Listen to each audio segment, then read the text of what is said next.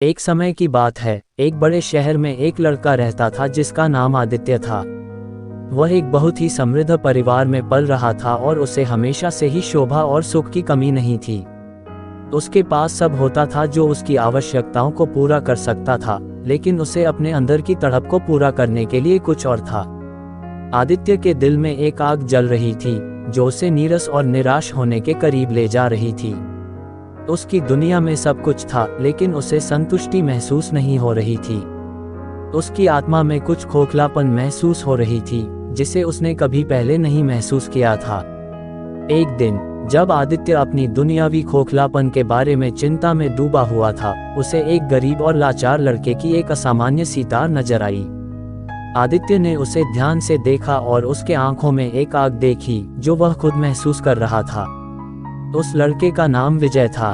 विजय बहुत गरीबी और कठिनाइयों के बीच जीने वाला था, लेकिन उसकी आंखों में जीने की उम्मीद और संघर्ष की लागू आत्मा दिखाई दी। उसने जीवन के सभी कठिनाइयों का सामना किया था और उसकी ताकत, उम्मीद और साहस आदित्य के दिल को छू गए। आदित्य ने विजय के साथ बातचीत की और उससे अपनी तड़प के बारे में शेयर किया। विजय ने उसे समझाया कि जीवन में तड़प होना एक आम बात है और उसके माध्यम से हम अपने लक्ष्यों की ओर प्रेरित होते हैं। उसने आदित्य को सिखाया कि तड़प उसकी आंतरिक संवेदनाओं का संकेत है, जो उसे सकारात्मक और साहसी बनाती है। आदित्य ने विजय की सीख को गहराई से समझा और वह उठकर आगे बढ़ने का निर्णय लिया। वह अपनी तड़प के माध्यम से अपने लक्ष्यों की ओर बढ़ने लगा। जीवन में उसके सामर्थ्य और साहस की बढ़ती हुई आवश्यकता ने उसे सफलता की ओर धकेला। अपनी तड़प के साथ आदित्य ने अपने लक्ष्य की प्राप्ति के लिए कठिनाइयों का सामना किया। वह निरंतर प्रयास करता रहा, संघर्षों से नहीं हारा और आगे बढ़ता रहा। उसकी तड़प और संघर्ष ने उसे आगे बढ़ने की सामर्थ्य प्रदान की और उसे सफलता की ऊंचाइयों तक पहुंचाया।